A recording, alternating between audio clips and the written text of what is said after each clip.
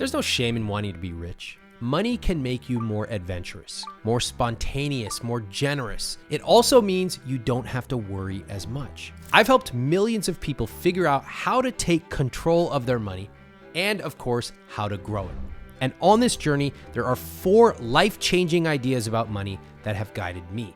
I want you to internalize these ideas so you can live your rich life, starting with idea number 1, use the 85% solution. You know that getting started is the most important thing you can do to improve your finances? It's important for me to tell you this because a lot of people believe they need to become an expert. I need to get all my ducks in a row before I start investing. No, too many of us get overwhelmed with thinking that we need to manage our money perfectly, leading us to do nothing. I would rather you take action and get it 85% right than to do nothing. Think about it. 85% of the way is way better than 0%. And that's why the easiest way to take control of your money is to take it one step at a time and to not worry about being perfect. My book, I Will Teach You to Be Rich, focuses on small behaviors you can implement that snowball into something way more meaningful. That means you're going to move towards your goals without even realizing it. So to start taking control of your finances, follow these 6 steps, which you can easily accomplish 1 week at a time. Step 1, optimize your credit cards. In the first week, get an understanding of where you're currently at with your credit and then quickly get on the right path. Here's how you do it. Set up autopay to pay your credit card bills each month and pay them off in full. To do this, you need to make sure you're spending less than you earn. Otherwise, you're going to end up with a mountain of credit card debt that's hard to get out from. If you're currently in credit card debt, start paying it off. Not tomorrow, not next week, today. Give yourself 1 week to figure out how much you owe. Call your lenders to negotiate down the APR. Sometimes it works, sometimes not. And set up automatic payments for the largest amount that you can afford. I'm not exaggerating when I say that getting out of debt quickly will be the best financial decision you ever make. Once your debt is paid off, or if you are currently debt-free, don't forget to use those credit card perks. I'm not saying you should go out and spend on your credit card just to earn perks. If you don't have the money to pay for what you're buying, don't buy it. But if you're using your credit cards responsibly, take advantage of the perks they offer. Credit cards come with perks like warranty doubling, car rental insurance, trip cancellation insurance, and of course, travel points and cash back. Step 2, open high interest, low maintenance bank accounts. Your bank accounts are like the backbone, the spine of your personal finance infrastructure. So it's important to pick the right ones, optimize them, and make sure you're not paying unnecessary fees. Good news is you can do this in just a few hours, and once you do it, the accounts will basically run themselves. Let's take a quick look at 3 banks that I recommend. And just so you know, I don't make any money from these recommendations. My goal is to simply help you avoid getting ripped off. First off, Charles Schwab has a great checking account with benefits like ATM reimbursements anywhere, anytime, and free foreign transactions. There is no minimum balance, there's no monthly fees, but you do need to open a brokerage account with them. And don't worry, you don't need to actually put any money in that brokerage account. One thing to note is that they may run a credit check on you. So if you're planning to buy a house or a car or anything in the near-term future, you probably want to hold off on opening this account. Next up, Capital One has elements of a traditional bank and online-only bank. No monthly fees, no minimums, no overdraft fees, access to 70,000 plus no-fee ATMs. It's a pretty good choice for banking. I like their 360 performance savings account. It has a pretty good APR, although I don't really care. I'm not rate chasing. It's not always the highest interest rate, but it's close, and it has a nice ability for you to set up multiple accounts all grouped under one account, such as saving for a vacation, a down payment, car, etc. And third, Ally is an online-only bank. No overdraft fees, no monthly fees, mobile check deposits. They have customer service via phone and chat. They don't have physical branches, although for most people that's not a big deal. So moving accounts can seem daunting, but if you set your accounts up the right way, you're not going to have to switch. I keep my same accounts for years and they just run automatically. Step 3, open up your investment accounts. Look, investing is not scary. Investing is how real wealth is created. I'm going to show you what I mean right now. I call it the ladder of personal finance, and it shows you exactly where your money should go into which accounts. Let's start. Rung 1. If your employer offers a 401k match, contribute enough to get 100% of the match. For example, let's just assume for easy math that you make $100,000. 100% match up to 5% of your contribution means that if you contribute $5,000 a year, your company will match it with $5,000. That's free money. There is simply no better deal in personal finance. Make sure you max out your 401k enough to get an employer match if they offer it. Rung 2, pay off your credit card and any other high interest debt. I want you to be debt free, particularly high interest debt like credit cards. Pay it off as quickly as possible. Rung 3, open up a Roth IRA and contribute as much money as possible. Please note that there are contribution limits. There are also income limits. You can just Google those and find out what the details are. Rung 4, if you have money left over after doing your 401k, paying off debt, IRA, go back to your 401k and contribute as much as possible to it. This time, above and beyond your employer match, maybe even up to the full contribution limit. Rung 5, if you have access to a health savings account, also known as an HSA, max that out. An HSA, a lot of people don't know, but it doubles as an investment account with a triple tax advantage. It's absolutely amazing. So if you have access to an HSA, which especially young people tend to have, and you have the money, take advantage of it. It's an awesome investment account. And finally, Rung 6, if you've done all of these things, amazing job. You're in a great and very enviable financial situation, but you still have another option. See, you can open up a regular taxable non-retirement investment account. It's basically just a regular investment account, and you can invest as much as possible. I say this because some people think you're limited on how much you can invest per year. That's not true. You do have limits on your retirement accounts like your 401k and IRA. If you have the money, you could invest $10,000, $100,000, $2 million a month. That's totally up to you. There's no limit. Other options would be paying extra on any mortgage debt you have, especially if it's high interest. I would put that in a higher category. Or you could consider investing in yourself like starting a business. Now that we've covered which investment accounts to open and when, that brings me to step 4, create your conscious spending plan. No, you don't need to create a budget and track the price of blueberries and broccoli. It's a waste of time. But you do need to know where your money in general is going, especially for the big items in life. Now, who really wants to track their spending? Nobody. The few people who actually try it find that their budgets completely fail after a couple of days because tracking every penny is overwhelming and boring. And frankly, what does it give you? Ooh, this is how much we spent on this line item. What's the point? Budgets are backwards looking. I want to give you something that looks forward, and that is called a conscious spending plan. What if you could make sure you were saving and investing enough money each month, and you would know exactly how much you can spend on guilt-free things like eating out, handbags, vacations, anything you want? Well, you can, but the only catch is that you have to plan where you want your money to go ahead of time. So conscious spending is not about cutting your spending on everything. No, I don't believe in hyper-frugality. Instead, it's about choosing the things you love enough to spend extravagantly on, and then cutting costs mercilessly on the things you don't. That's the mindset of a conscious spender, and it's the key to living a rich life. There are only 4 parts of a conscious spending plan. These are the 4 numbers you need to know. Fixed costs includes your housing, transportation, groceries, debt, bills, those fixed things that you pay every single month.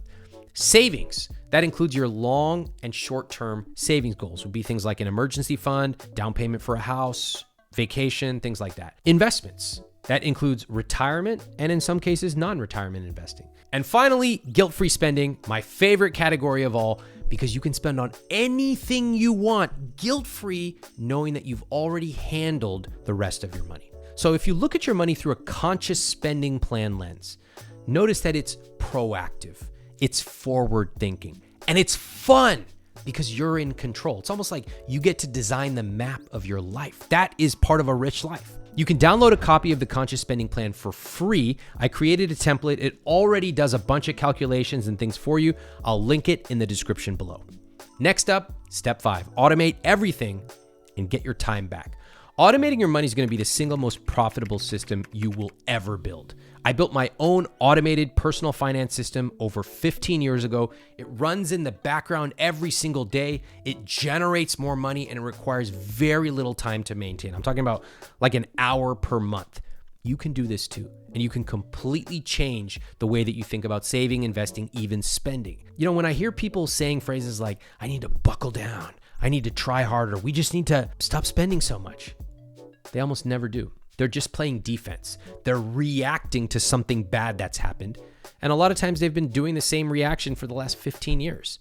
I don't believe in that. It doesn't work. I don't like it. I don't like feeling bad about money. I want to feel good. The way we do that is playing offense by building a system that acknowledges we're humans. We have normal human behavior. We get bored, we get distracted, we get unmotivated, and we can use technology to make sure that our money keeps going where it needs to go. In other words, do the work now, build your system, and benefit forever automatically. Here's how to set up your automatic money system.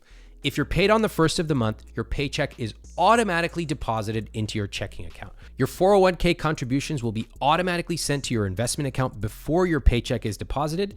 And in addition, I suggest switching all of your bills to arrive on or around this day as well. You can usually change that online. On the 5th of the month, set up your automatic transfer to your savings account and to your Roth IRA. On the 7th of the month, you'll auto pay for any monthly bills you have. That includes regular ongoing bills like cable, utilities, car payments, student loans, etc. You'll also set up an automatic transfer to pay off your credit card. And that's the basic automatic money schedule. Now here's a pro tip. The first time you set this up, leave a buffer amount of money, like I recommend $500 or so, in your checking account just in case a transfer doesn't go right. You can cash that buffer out after a few months when everything is running smoothly. Now that you've got your automatic money system set up, that brings me to step 6, start investing for the future. Now, I cannot say this enough. Investing is the single most effective way to get rich. Remember, a lot of people think that in order to invest, you have to be rich. Wrong, it's the other way around. You get rich by investing, even $50 a month. So remember, that ladder of personal finance that I showed you in step 3, that only shows you what accounts to open. Now I'm going to talk about what people invest in. And to keep things simple, I'll tell you my number one investment. This is the thing that when my family or friends ask me, I talk about target date funds. Now, I love target date funds. Of course, you have lots of other options, including choosing your own index funds. But personally, I think target date funds are the simplest way to get started investing, and they are an awesome investment option for people who want their money to grow with the least possible effort. Let me tell you how they work. Target date funds are basically a fund you choose, and they automatically get more conservative over time. So as you get older, that's what you want. You want your funds to be more aggressive as you're younger and a little bit more conservative as you get older. All you have to worry about is putting as much money as possible into the target date fund. It's automatically diversified for you. And when you choose your target date fund, it's really simple. You just look for the year that you plan to retire. For example, if you plan to retire at 65, you'll be 65 in 2060. You would look for a 2060 target date fund. These funds are available everywhere. They have great funds at Vanguard, Fidelity, and Schwab. I personally use Vanguard, but it's totally up to you. Most of these are very low cost and they are automatically diversified. Then what you do is you start investing automatically every single month. That target date fund might sit in your 401k. It might sit in your Roth IRA or any number of accounts. One little caution is be careful about having target date funds in your taxable non-retirement account because there are some tax implications. But for most people watching this, that's not really going to apply because the ladder of investing shows money's first going to go into retirement accounts. And only if you have lots of extra money for a taxable account, you're going to want to think about a more tax efficient investment. If you didn't understand anything about what I just said, don't worry. Come back when you have tons and tons of money and you will be able to look up tax efficient fund placement. Now, all you need to do is to make sure that money is automatically being sent and invested every single month. If you follow these 6 steps, you will easily be able to set up a money system that is good enough or 85% of the way there so you can get on with your life and do the things you really want to do. And remember, I post a new video about money every Thursday on this channel. Make sure you subscribe and turn on notifications so you get every single one of these videos. Watching these quick videos every week will help you become more confident and competent about money. All right, next up, idea number 2.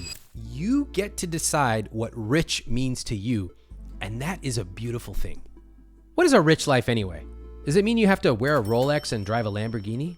No. A rich life is your ideal life. One where you look around at your personal relationships, your finances, even your ordinary days, and you say, wow. Now, a rich life could mean buying anything you want from Whole Foods without worrying about the price, picking up your kids from school every day, taking your family on an incredible Disney vacation that they will never forget, or buying a $1,000 cashmere sweater. Your rich life is yours, not your parents', not your friends', not even mine. It's yours.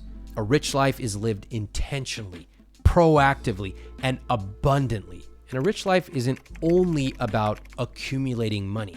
No, the point of a rich life is not to just hoard it. It's to actually decide what your rich life is and then use money to fuel it. But in order for you to live a rich life, you have to understand what rich means to you personally. So what are some signs of a truly rich life? Well, first, your rich life should fit you like a handmade glove. Part of creating your rich life is the willingness to be unapologetically different. And that's really what I want for you. The more you design your rich life, maybe it's traveling 3 months a year or driving an old car so that instead you can buy organic groceries. It's whatever you want.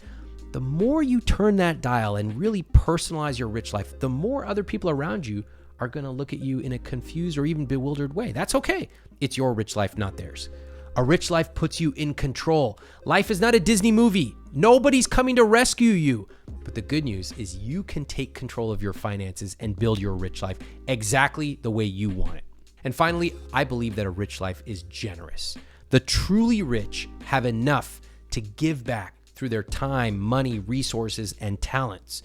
That is why I always encourage people to think not just about what they want to accumulate, but who they can share it with. To live your unique rich life, you got to have a vision. What does it look like? Where will you go? Who are you going to take with you? Figure out what really lights you up. Is it freedom, adventure, connections? Then you can start putting your money and time and energy towards it. One of the concepts that I share is money dials. What are the areas where you really love to spend money? Take a look at some of the money dials out there. Which one of these gets you excited? And then think about the examples where you could spend time and money to make you really light up. Remember, true wealth isn't just about accumulating money. It's about personal growth. It's about building relationships, staying healthy, having an impact. Getting rich and living a rich life means making your money work for you in a way that aligns what your rich life vision is and how you're actually spending your money. That is my favorite part of money. So remember, we're not here to live as small of a life as possible. We're not here so that our rich life is how little we can spend and how little we can do. No, this is about living abundantly. What a tragedy to live a smaller life than you have to. I think instead we can live a big, full, rich life. Idea number 3, there are 2 ways to get more money, and one of them is a clear winner. Look, fundamentally, 2 ways to get more money. You can spend less and you can earn more. Since we were kids, a lot of us have been taught about cutting back, and we really internalize these messages. Don't spend money on lattes, no coffee, no jeans, no vacations, no, no, no. That is one of the primary words that we associate with money because that's all we've heard, no. But I think that even though we should control our money, I don't want to only focus on no. And while I do believe that we need to control our spending, I don't want to live a life where I only look at the world through the lens of saying no. I think instead we can use money to say yes. That's important because there's a limit to how much you can cut, but no limit to how much you can earn. For example, I have readers earning $50,000 a year and others earning $150,000 a year. Guess what? They eat the same bread, but the price of that bread feels very different to someone earning $50,000 versus $150,000. So listen, I'm not saying that you should go out there and just magically find a job that pays you triple what you're making. No, what I'm saying is you need to understand the 2 core strategies in personal finance. Cutting costs, which is what most people obsess over, but there's a limit to that, versus spending time and effort to build the skill of increasing your income. And yes, it is a skill. See, most of our income comes from work, so it's an excellent place to optimize and earn more. For example, negotiating your salary is a skill that can be learned. In fact, I teach it, and it's one of the fastest ways to make money. Your starting salary, for example, is even more important than you think because it sets the bar for future raises and in all likelihood, your starting salary at future jobs. Another example is that a $1,000 or $2,000 salary increase can be invested and turn into way more over the course of your lifetime. Now, let me actually show you how to earn thousands of dollars more by negotiating for a better salary. You know, most people don't even negotiate. They're so scared. Oh, that doesn't work. I know you're all writing in the comments already. Oh, Ramit Sethi, what about this? What about teachers? What about this industry? You're such an elitist. I think it's very easy to tell me all the reasons something won't work. I'm much more interested in hearing from people who go, wait a second. I never thought about that. How would it work? Could I adapt that to my own situation? Because there are lots of options. And even if it doesn't work for you, there's still many other ways to earn more money. Let's talk about interviewing and negotiating your salary. You know, a lot of people walk into an interview and they think that their job is to answer questions. Wrong. I say this as someone who's landed job offers at places like Google, Intuit, and a multi-billion-dollar hedge fund. Your job in an interview is not to answer questions. It is to communicate your key messages. The interviewer wants to know why they should hire you over everyone else. And that means you need to stop focusing on what you want and instead think really deeply about what the hiring manager wants. For example, if they ask, why should I hire you? Do not give the classic me-focused rambling answer. Instead, say something like this. Well, based on the things we've already talked about, I know there are 3 main challenges you're looking at. The first is getting new leads. The second is increasing conversion. And the third is retention. My experiences in email marketing, I've done a lot of work on the conversion side of things. And I think I could help you in areas 1, 2, and 3. In fact, the last company I worked with increased their conversions by 26%. I'd be happy to walk you through how we did it. Boom! This is the complete opposite of what most people do. I call this the briefcase technique. You show up to the interview already having done your research, prepared to offer solutions to a problem you've researched for the company. You can theatrically pull the ideas out of your briefcase, literally or figuratively, and you can impress the interviewer with your preparation and problem-solving skills. Now, I have had lots of people who have done this. Some of them have even used the briefcase technique on me. Many people have gotten massive raises. I'm talking $10,000, $20,000, $30,000 plus raises. And more importantly, you're separating yourself from 99% of other people. Whether you are interviewing, negotiating your salary, etc., this works. And guys, I'm not making this up. Look at the result from one of my students who used the briefcase technique. He says, quote, I used a variety of your materials to land what I would consider my dream job and then implement your negotiation techniques to nearly double my salary. The briefcase technique worked perfectly. Prior salary, 80K, new salary, 150K. I'm applauding myself. This is my technique. Great job, Ramit. But more importantly, great job, Don. Amazing work. And Don is one of many people who has used this technique. That brings me to the last life-changing idea about money. Idea number 4, the ultimate goal of money is not to hoard it. You Scrooge McDuck freaks. Money is meant to be enjoyed. I think too many of us go through life feeling guilty about money. I think a lot of you like to feel guilty because if you didn't feel guilty, what else could you feel about money? Many people don't even know what it's like to feel good about money. We feel behind. Then we start to hoard our money because we feel guilty so that we can get to this mythical number that we just artificially created in our head. But what's the point of money? What is it all for? We go to work, we save, we agonize, we compare prices at the grocery store for peanut butter. What is it all for? Most of us have never really thought about that simple question. I'll tell you right now, I don't think your rich life waits until you're 65 years old. I don't believe in that. I believe you live a rich life today and a richer life tomorrow. That's my wish for you. I think that money is meant to be used. It's meant to be enjoyed. And that means that, yes, you have to have some goals, but you also have to have fun along the way. That means that you need to design your rich life, almost like designing a beautiful piece of art, and then you get to use your money along the way. Nobody wants to end up being a 85-year-old multimillionaire who regrets not actually using their money. So don't do that. So how do you enjoy your money while still working towards your savings and investing goals? Well, my suggestion to you is to start being conscious about your spending. You don't need a budget. You do need to decide what your rich life is and how you are going to use money to get there. That means you can spend extravagantly on the things you want, as long as it's hitting your 4 numbers in the conscious spending plan. If it's eating out and you love to do it, please be my guest. If you love clothes like I do, be my guest. I love that too. But it also means that when you spend extravagantly on the things you love, you got to cut costs mercilessly on the things you don't. And ultimately, that means knowing yourself and being unapologetic. Here's what I love. I have the money. I can afford it. Of course I'm going to spend. I'm not going to feel guilty. On the other hand, this thing isn't important to me, so I'm not going to spend a lot on it. Doesn't matter. That's the way you become a conscious spender. This is the fun part of money. You get to craft your own rich life vision and then use your money to live it. Otherwise, what's the point of money? Now, there are so many different ways to master the skills of money, but how you think about money is going to determine how you act with money. So I want your mindset to be working for you, not against you. And changing your mindset is something you can do. That's why I created a video showing you exactly how to master your money psychology. If you follow the advice in this video, you will never view money the same way again. Check it out right here.